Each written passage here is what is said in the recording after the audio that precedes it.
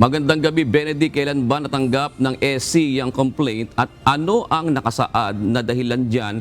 Bakit gustong ipatanggal sa pagkaabogado si VP Sara?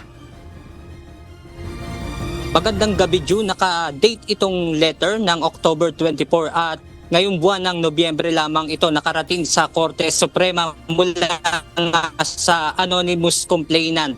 At wala pa nga tayong detalye sa ngayon kung ito nga ay nairapol na.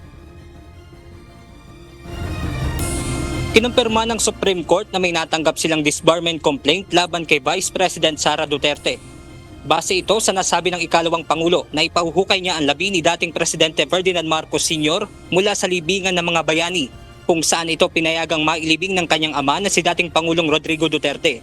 Ang disbarment ay isang proseso ng pagtatanggal sa lisensya ng isang abogado dahil sa nagawa nitong paglabag sa batas at sa kanyang sinumpaang tungkulin.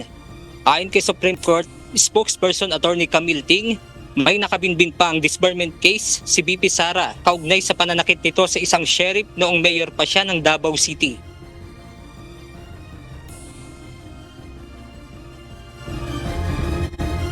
Actually, there's a pending case on disbarment for the VP, which was filed a few years ago, back when she was still the mayor of Davao.